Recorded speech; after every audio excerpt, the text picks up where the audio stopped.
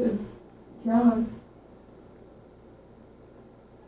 Jensen will be here in a little bit. I'll have him. He'll be coming to class. Okay. Well, John might tell him too. I don't know.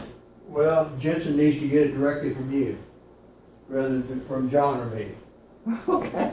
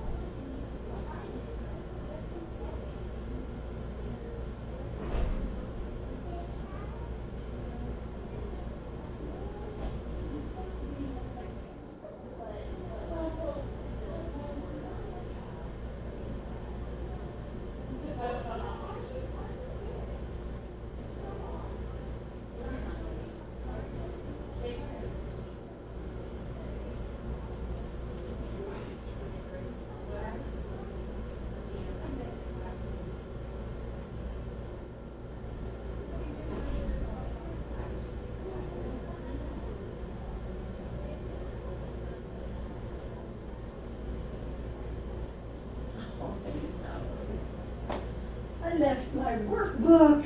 Oh, you want mine? I had the answers in it though. Oh, well, mine doesn't.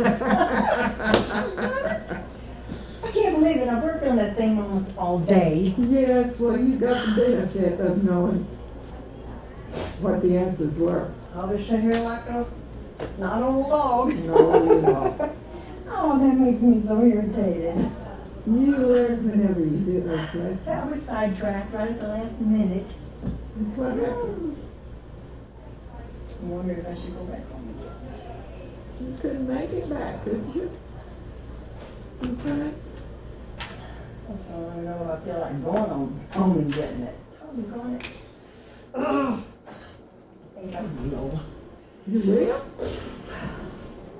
Oh, I lived too far. In about 4 minutes. I should leave my Bible here. Or I'm allowed to leave it at home. Caroline, can I help you anyway? You're okay. I gotta go back home.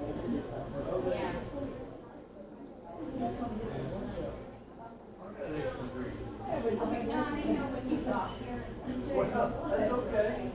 You don't need to run off. I'll let him know where I got his friend. Oh, yeah, I wouldn't feel like I worked on it all day.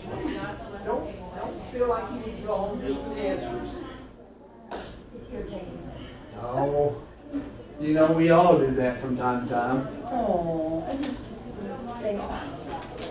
I tell you what, his questions are difficult on this particular lesson. Uh-huh. With what Bible do you use? I used 3 different Bibles, and some of them I still couldn't make them. Well, most Match of them are up. King James Version Yeah, well, I can't. is the, That's the one I didn't use.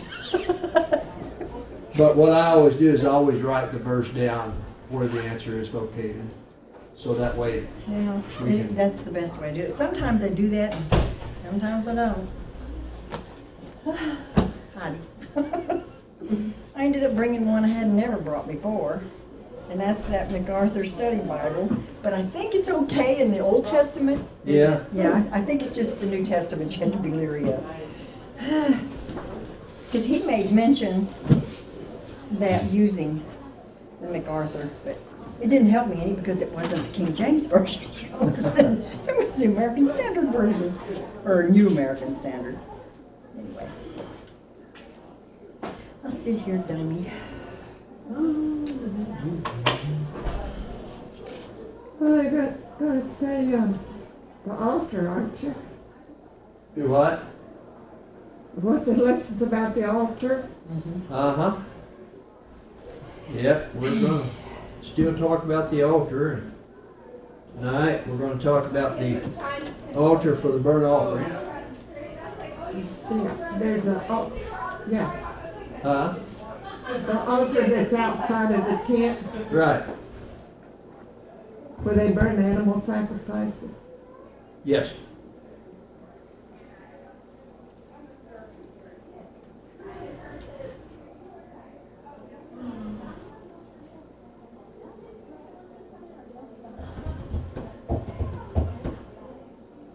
I cheated, Pat.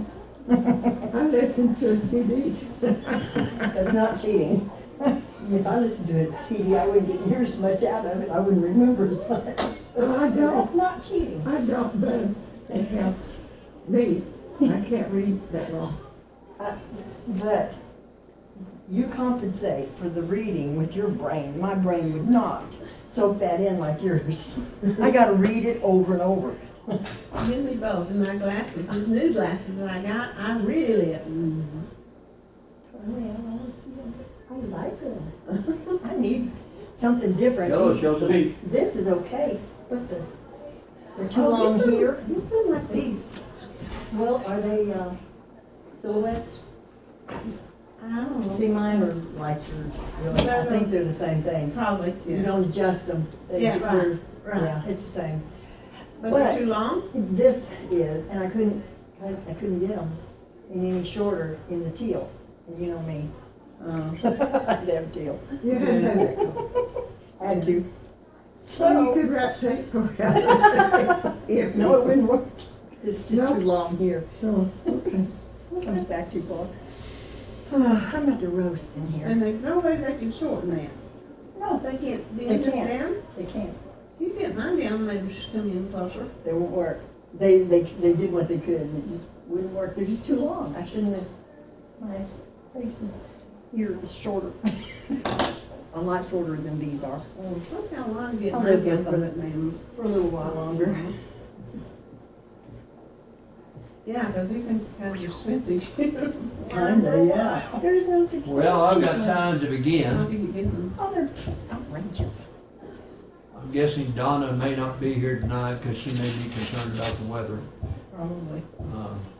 Depending on which channel you look at, it won't be here until 10 o'clock if it gets here. Not sure about Isaac. Maxine, the doctor put her on Augmentin yesterday. What is that? So it's an antibiotic.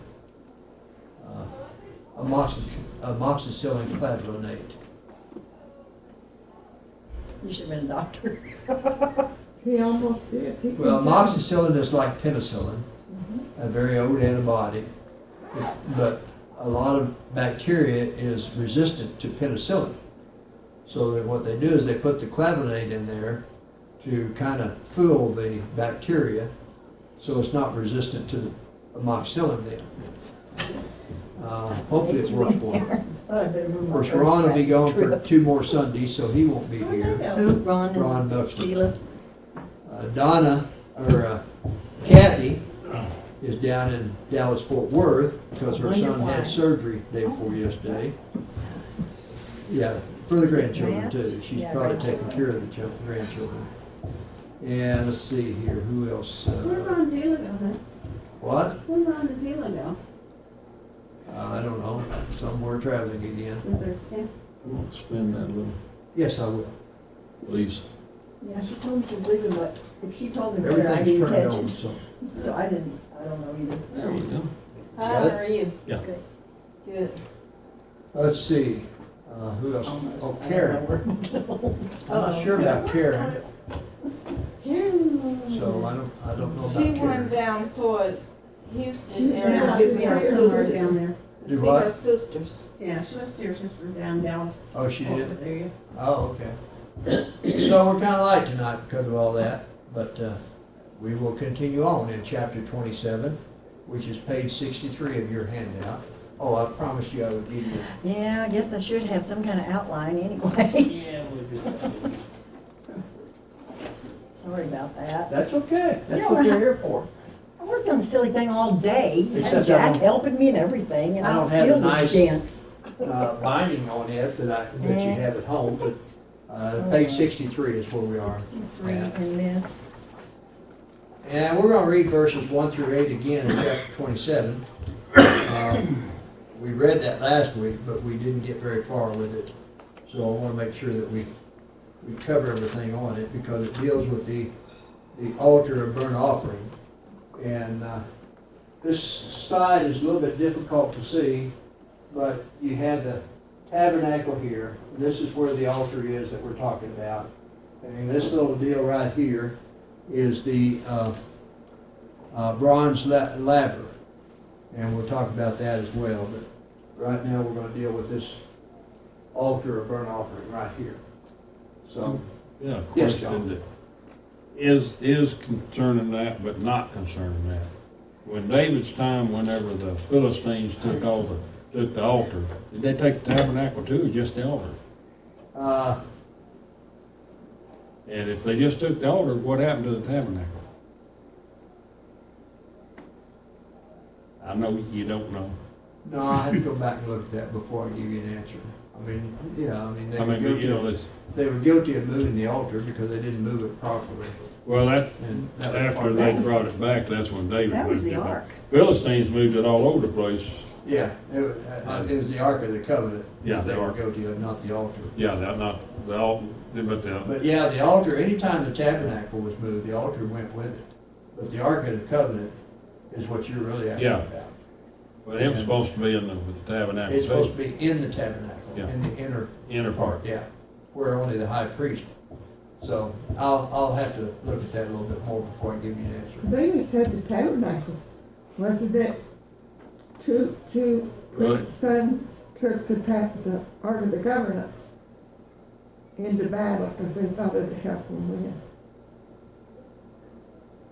And they got killed, the two sons did. But for a long time there, it doesn't say anything about the tabernacle. And then Yeah. it says something about the tabernacle when they're getting ready to build the Build the temple. building, the temple. Yeah. Yeah. That's next time they're talking about the tabernacle again. Yeah. I think what Pat is saying, though, I think is the case, that they thought taking that Ark of the Covenant with them into battle would help them. So they didn't have the temple itself there, or the tabernacle, I should say, at that point. But let me do a little more checking on that. Let's go to our Heavenly Father in prayer. Our most loving Heavenly Father, we thank Thee so much for this day and for the many blessings You've given us. And we thank Thee, Father, for the privilege we have of being able to come together to study Thy Word without fear of persecution. We ask, Father, that You'd be with our many members who have physical ailments, and we have members who have relatives that are hurting and suffering from injury and surgery, that they might be restored to their health as well. And use us as instruments that we might reach out and help anyone that we can, that they might know that we do care and that we're willing to help them in their recovery process. We ask, Father, that You'd be with our upcoming gospel meeting, that it would be successful, and be with us, that we might work diligently to make it successful. These things we ask in Jesus Christ's holy name. Amen. All right. Exodus chapter 27, verses 1 through 8. Let's read that again. And Karen, could we start with you tonight? Mm-hmm. Would you like to read verses 1 through 8? Okay. And thou shalt make an altar of shisham wood, 5 cubits long and 5 cubits broad. And the altar shall be 4 square, and the height thereof shall be 3 cubits. Thou shalt make the horns of it upon 4 corners thereof. His horns shall be of the same, and thou shalt overlay it with brass. And thou shalt make his pans to receive his ashes, and his shovels to receive basins, and his flesh hooks, and his fire pans, all the vessels thereof thou shalt make of brass. And thou shalt make for it a grate of network of brass. And upon the net shalt thou make 4 brassen rings in the 4 corners thereof. And thou shalt put it under the compass of the altar beneath, and the net may be even to the midst of the altar. And thou shalt make the staves of the altar, staves of shisham wood, and overlay them with brass. And the staff shall be put into the rings, and the staffs shall be upon the 2 sides of the altar to bear it. Hollow with boards shalt thou make it, as it was showed thee in the mount, so shalt thou make it. Okay. So, I know it's difficult to see this picture and everything, but here's his tabernacle, and here is the altar. It's outside, and it's still within the gates and everything, but the reason it's out there is so the people could assemble together, bringing their animals for sacrifice. We looked last time, and we won't go there this time, but if you looked in Leviticus, the 4th chapter, verse 7, 10, and 18, what you'll find there is it is also given the name the altar of burnt offering. Okay? The law legislated that the altar of the Lord was to be erected of unhewn stones or earth. Go back and look at Exodus, the 20th chapter, verses 25 and 26. Pat, if you have that, if you'd read that, please. 20th chapter. Yes, verse 25 and 26. Great, this new Bible.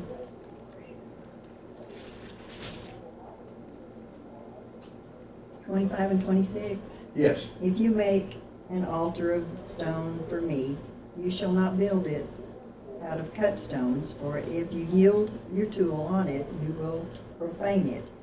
And you shall not go up by steps to my altar, so that your nakedness will not be exposed on it.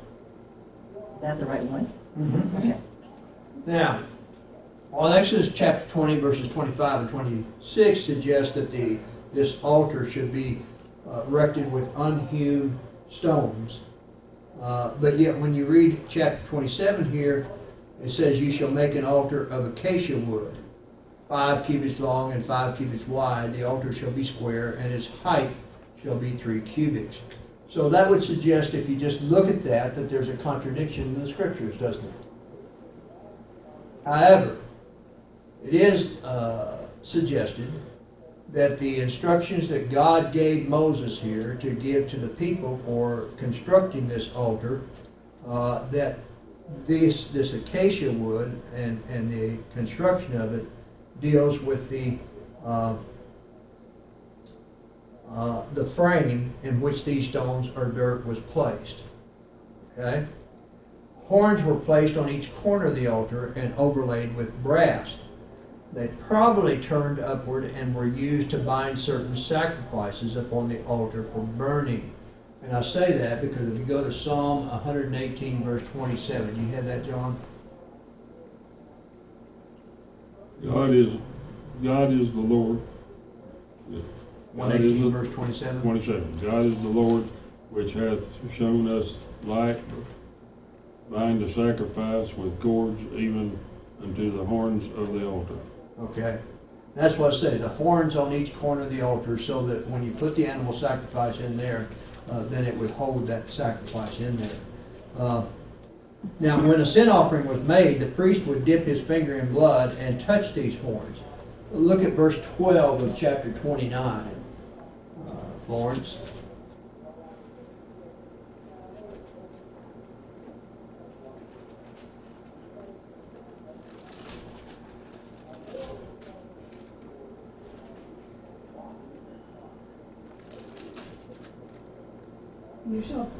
You shall take some of the blood of the bull and put it on the horns of the altar with your finger, and pour all the blood beside the base of the altar. Okay, and this also reinforces the idea that each corner of the altar there were these horns. And so the priest was to dip their finger in blood and touch these horns. We also find that in Leviticus, the 8th chapter, verse 15, and the 9th chapter, verse 9, and the 16th chapter, verse 18. Karen, I'd let you read all three of those if you want to. Just read. Leviticus chapter 8. Yeah, and verse 15 first.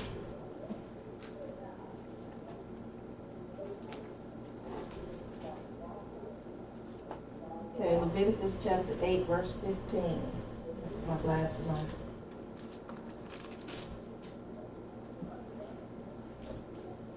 And he slew it, and Moses took the blood and put it upon the horns of the altar round about with his finger, and purified the altar, and poured the blood at the bottom of the altar, and sanctified it to make it reconciliation upon it. Okay, turn to the 9th chapter, verse 9.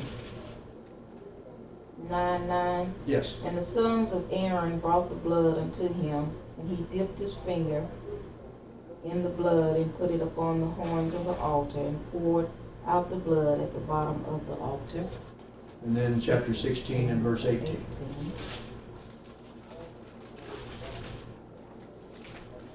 16:18. Yes. And he shall go out unto the altar that is before the Lord, and make an atonement for it, and shall take of the blood of the bullock and of the blood of the goat, and put it upon the horns of the altar around about it. Okay. Now keep in mind the book of Leviticus deals with about 30 days, and the 30-day period is what we're talking about right here in the book of Exodus, okay? So indeed, there were the horns at each corner of the altar. Insomuch as an animal having horns generally uses them for attacking other animals, horns came to be symbolic of strength and power, or strength or power. We see that in 1 Samuel chapter 2, verse 1 and verse 10. Pat, you had that? Then Hannah prayed and said, My heart exalts in the Lord. My horn is exalted in the Lord. My mouth speaks boldly against my enemies, because I rejoice in your salvation. Verse 10. Verse 10. Those who contend with the Lord will be shattered. Against them he will thunder in the heavens. The Lord will judge the ends of the earth, and he will give strength to his king, and will exalt the horn of his anointed. Okay. And so here, and when you think of livestock today, those animals that have horns, they use them as a offensive weapon. And so, indeed, they suggest, or they're symbolic of strength or power. We can also look at Psalm 75 and verse 10. You have that, John? All the horns of the wicked also will I cut off, but the horns of the righteous shall be exalted. So this is suggesting that God will make the wicked powerless by cutting off their horns, which they would no longer be offensive or had them for an offense.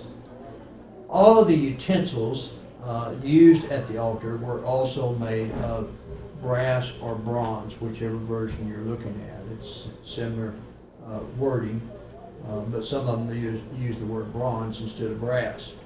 The altar was the place where the sacrifice was offered to atone for sin then. The slaughter of animals on this altar was a very vivid reminder to Israel that sin indeed requires a high price. It was not a pleasant thing to see an innocent animal slaughtered and burned, but then sin is an ugly thing, and the sacrifice here, as well as that on Calvary, should be a vivid reminder to everyone of the hideousness of sin and its price. I couldn't help but see the images of the temple, or whatever you want to call it, of Notre Dame, as they call it. I've always called it Notre Dame, but they pronounce it Notre Dame. Anyway, the one thing that was significant about the whole thing was the ring of brass. And they showed pictures of it. I don't know if you saw it, but they showed pictures of the worship where people would actually come in and they would kiss. There was a smooth part on that ring, and they would actually kiss it. And then the priest had this cloth, and he would wipe it after that person kissed it. So the next person would come right behind and kiss that ring of brass. And that, I thought to myself, well, that's nothing more than worshiping an idol. But what they're trying to remember, which is a good thing, is this sacrifice that was done upon the cross, and a supreme sacrifice, a very high price that was paid for the sins of the world. And it's up to us whether we want to accept that sacrifice or not. Any thoughts through verse 8? All right, let's look at verses 9 through 19, and Florence, why don't you read the first 5 verses, 9 through 14, if you will, and then I'll read 15 through 19. 27. Yes. You shall also make the court of the tabernacle. For the south side there shall be hangings for the court made of 5 woven linen, 100 cubits long for one side, and its 20 pillars and their 20 sockets shall be bronze. The hooks of the pillars and their bands shall be silver. Likewise, along the length of the north side there shall be hangings 100 cubits long, with its 20 pillars and their 20 sockets of bronze, and the hooks of the pillars and their bands of silver. And along the width of the court, on the west side shall be hangings of 50 cubits, with their 10 pillars and their 10 sockets. The width of the court on the east side shall be 50 cubits. The hangings on one side of the gate shall be 15 cubits, with 3 pillars and 3 sockets. And on the other side shall be hangings of 15 cubits with their 3 pillars and their 3 sockets. For the gate of the court there shall be a screen 20 cubits long, woven of blue, purple, and scarlet thread, and fine woven linen made by a weaver. It shall have 4 pillars and 4 sockets. All the pillars around the court shall have bands of silver, their hooks shall be of silver, and their sockets of bronze. The length of the court shall be 100 cubits, the width 50 throughout, and the height 5 cubits, made of fine woven linen, and its sockets of bronze. All the utensils of the tabernacle for all its service, all its pegs, and all the pegs of the court shall be of bronze. And so what we're talking about here is the plans for the courtyard here. And we talked about the fact before about all of these posts in here, if you want to call them that, or timbers, the framework. And then here is an idea of the curtains that was to be built all the way around this courtyard. And the tabernacle then was to be in the center of it. So it was to separate the tabernacle from the secular affairs of these Israelites. This outer court then was constructed of linen curtains made out of material like a sail for a boat, if you will. But they were very colorful, as God expects this temple to be a temple of beauty. And as was mentioned in the scriptures, the north and south sides were 100 cubits long. If you think about 18 inches, that makes it 150 feet long, okay? That's about half the size of a football field. Give you an idea how long it is. And then the west side was 50 cubits long, which would make it 75 feet in length. The east side had projections of 15 cubits from each side, with the remainder opened and closed by a movable curtain. The courtyard then was bounded by a linen screen, which was 5 cubits high and hung on acacia wood, pillars which stood in copper sockets. They were stabilized then by guy ropes and pegs, and had capitals overlaid with silver and silver bands called fillets round the neck. 20 pillars then stood on either of the long sides running north and south, and 10 on the shorter sides, east and west. It might also be observed that the hangings around the outer court were exactly 1/2 the length of the tabernacle itself, which thus made the tabernacle plainly visible from outside the court. Remember what I told you before, when you think of 12 tribes, there was 3 tribes on each side of this tabernacle. And so they could easily see the tabernacle from where they were located. The whole arrangement then of the outer court, and in particular the placement of the altar of sacrifice and the laver, speak pointedly of man's approach to God. Remember now, they're going to come in this area here. Here's the altar, and here's the laver. Both these outside in the court, and that's the people would be approaching. And of course, only the high priest was allowed to go inside the tabernacle itself, in the Holy of the Holies.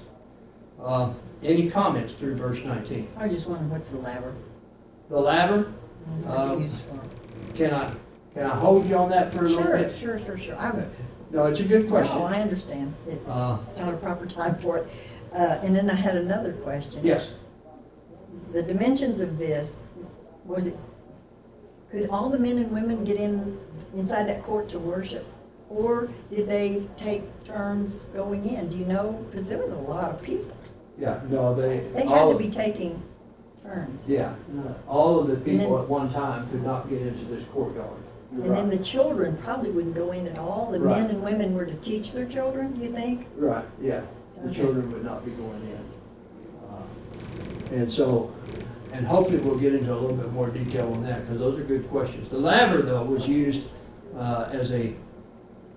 you see this in the Catholic Church particularly. If you walked into the entrance of a Catholic church, there would be a dish there with holy water in it. And you dip your fingers in the holy water and you make the cross, and then you're allowed to go in. That's assuming you are a devout Catholic.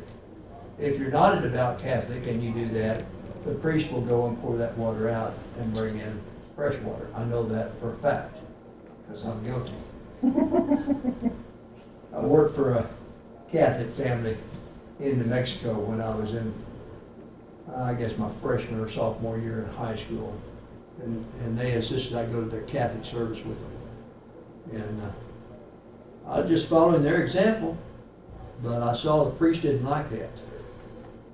But that's basically what that laver is the high priest has to cleanse themselves before they go into the Holy of Holies. Thank you. We'll get a little more detail on it, though, besides that. All right, let's look at verse 20 and 21. Those are good questions you had there, Pat. We're going to look at the oil for the lamp now, verses 20 and 21. Let's see, where did I stop at?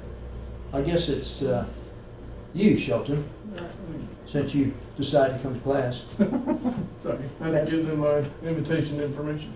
I couldn't let him get by that. No. 27. So Jack says, if Jack's listening tonight, Jack says he always gets a kick out of John and me bantering back and forth. Okay, verse 20. 20 and 21. And you shall command the children of Israel that they bring you pure oil of pressed olives for the light, to cause the lamp to burn continually. And the tabernacle of meeting outside the veil, which is before the testimony, Aaron and his sons shall tend it from evening until morning before the Lord. It shall be a statute forever to their generations on behalf of the children of Israel. Okay. The only, let's see here. I guess I don't have a picture of it here. Remember, the lampstand is inside the tabernacle. Remember, it had 6 branches on the side, it had one in the center, right? And it wasn't candles. It was, they used oil, and it said pure oil, pure olive oil. What does this mean to you? I've been tampered with in any way. Well, it hadn't been tampered with. It's a pure light. It's a church. It's an unadulterated light. If you went to the grocery store today, you could buy 3 types of olive oil. You can buy regular olive oil, which you can actually cook with at high temperatures. You can buy virgin olive oil, and you can buy extra virgin olive oil. Now, if you looked at them real close, you could tell the difference. Color. The color, which would suggest what in the regular olive oil? The regular's probably going to be dark. If it's the purest one will probably be a darker color. I would guess. That's a guess. That's a guess. That is. Because then they've all, The purest ones are usually in a dark colored bottle to prevent light from having a negative impact on it. Okay. Here's the big difference between virgin olive oil and regular olive oil. Regular olive oil will have some impurities in it. It will actually have small, as they're squeezing it out, it might have a little bit of pulp that you really can't see. It's so fine and everything. Or it might have a little bit of the seed from the olive because it didn't purify it. But the virgin olive oil goes through an extra process to make sure it's purified to the extent that it doesn't have any of these impurities in there. Which means that God is telling Moses to instruct his people, I want you to not just go through the motions, but I want you to put forth the effort to make sure this is the best in service to me. And so we're using the pure olive oil to be used in keeping the light in the candlestick burning. It was to be prepared by using unripened fruit, which would be beaten or pounded in a mortar rather than crushed in the meal. This process would result in a clear and colorless oil which would burn brightly with a minimal amount of smoke. The candlestick should give its light continually in the tabernacle. Whether this means 24 hours a day or only at night is debated by scholars. I would suggest to you that from everything I've studied, it would be 24 hours, that the candle was not to go out at all. There had to be continual light in there. An allusion is made to the role of Aaron and his sons as priests. Go back and look at verse 21 again, where it says, in the tabernacle of meeting outside the veil, which is before the testimony, Aaron and his sons shall tend it from evening until morning before the Lord. It shall be a statute forever to their generations on behalf of the children of Israel. When I see that evening until morning, that would suggest that this light was never to go out. They were to maintain the burning of the lamp continually. So the continuous need for oil and the importance of the provision of light symbolically speak of the believer's responsibility and need. It seems to represent, or to be representative of the Word of God for us today. And so how important then and valuable it is to have such light in our lives today. And this is the idea here. Just as the candle burns continually, Jesus is what? The light of the world. We are the light of the world. He was. We are. Yes, ever present. Ever present. Yes. And so indeed, we should be an example, just as God expects us to be example. And Jesus being the Word, in the beginning was the Word, and the Word was with God. If we dwell on that and keep that every day, that is what keeps our light burning. Any thoughts? All right, let's look at the questions then.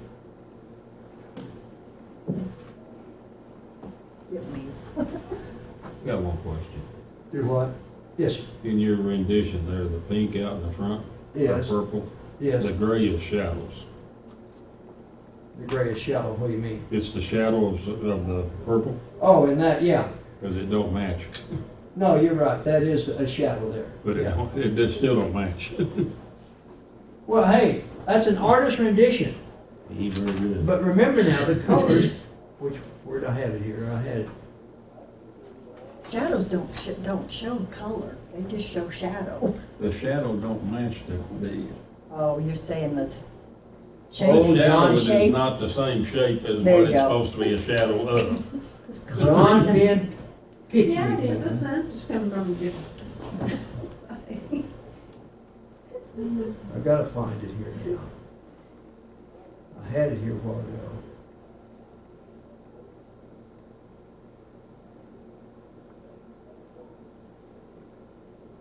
No, I'll find it later. It's brilliant colors and everything with Mhm.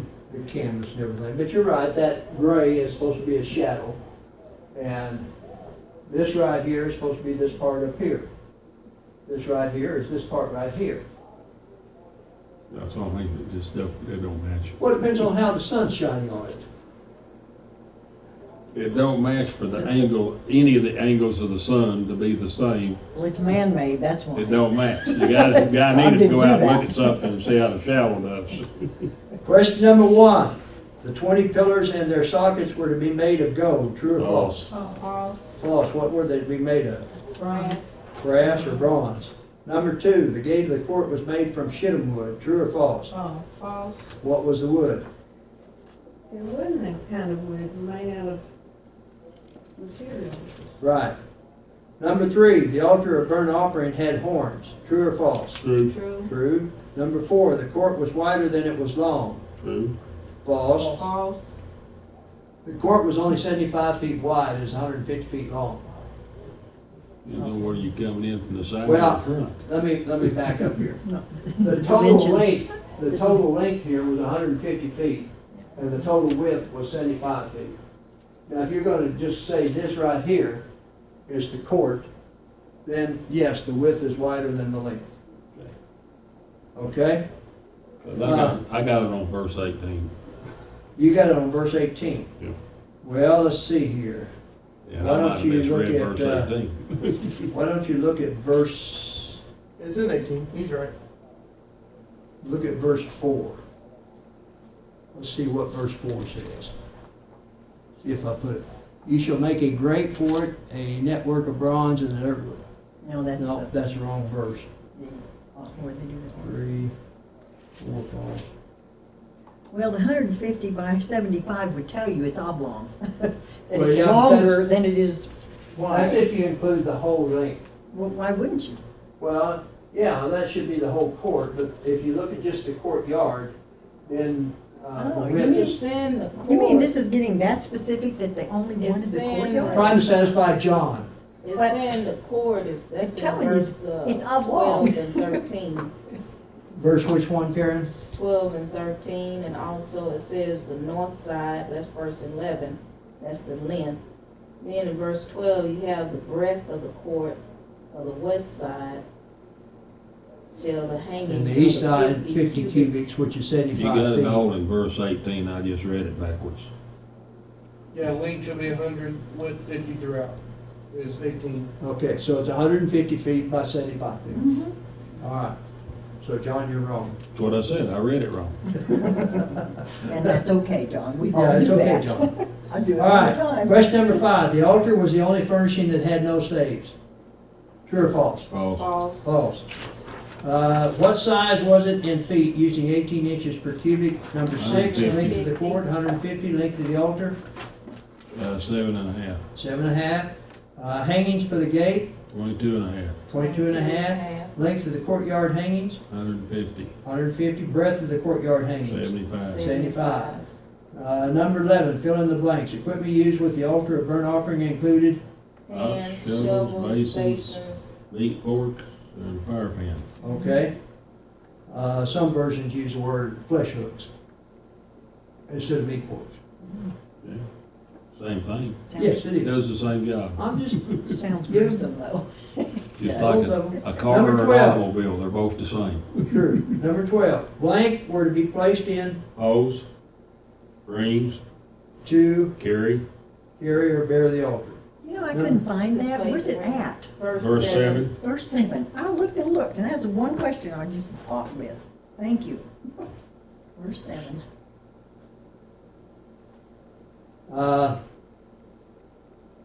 Number 13, the lamp was to burn Oil. Pure olive oil. continually. oil or always, is the answer I was looking for. This Bible says perpetually. That same thing, yeah. Yeah. Perpetually or always. Number 14, hooks and fillets for the courtyard were to be made of Silver. Gold, silver. gold, silver. Yeah. Yes. That's number 17, question 17, or verse 17, I'm sorry. Verse 10. Do you have verse 10? Mm-hmm. Let's see what 17 says.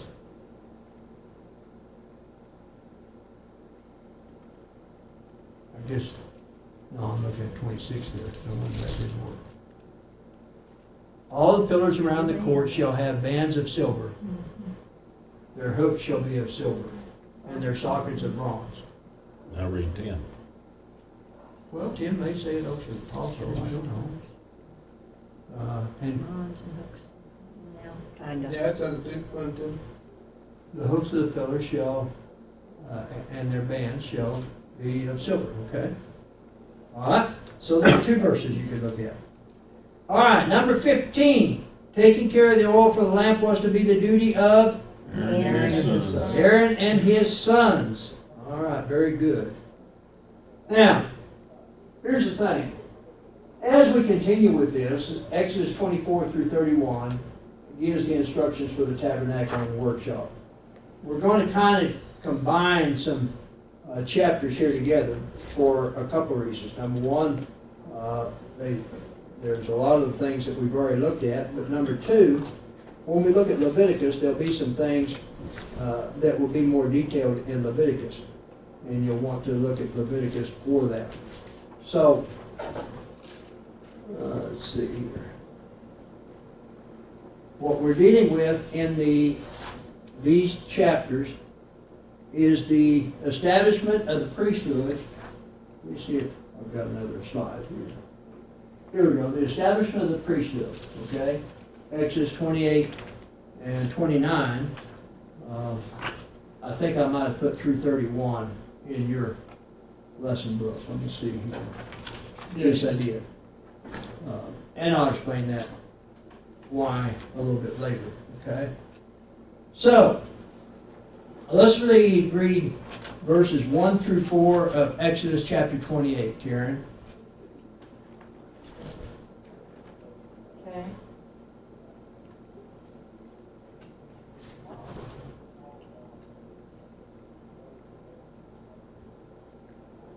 Okay, chapter 28, verses 1 through 4. And take thou unto thee Aaron thy brother and his sons with him from among the children of Israel, that he may minister unto me in the priest's office, even Aaron, Nadab, and Abihu, and Eleazar, Ithamar? Huh? Ithamar? and Ithamar, Aaron's sons. And thou shalt make holy garments for Aaron thy brother, for glory and for beauty. And thou shalt speak unto all that are wise-hearted, whom I have filled with the spirit of wisdom, that they may make Aaron's garments to consecrate him, that he may minister unto me in the priest's office. For these are the garments which they shall make: a breastplate and an Ephod. a robe, and a broided coat, a martyr, Turban. or your And a version may girdle. have something else, but And they shall make holy garments. Aaron thy brother and his sons, that he may minister unto me in the priest's office. And they shall take gold and blue and purple and scarlet and fine linen. okay. Now, and all the descriptions there that Karen read, we'll look a little bit more detailed as we go into the following verses. Notice specifically, though, what verse 2 said. Thou shalt make the holy garments for Aaron thy brother for glory and for beauty. A lot of religions today, Catholic Church, Presbyterians, Episcopalians, Methodists, those I know for sure, they all wear a robe. They will not stand before the pulpit without a robe. And they take a lot of what they do from the book of Exodus.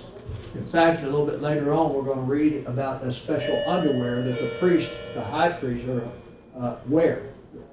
And you may not realize this, but the Mormons wear this specific underwear, using Exodus as their rationale for that. Okay? So, kind of interesting.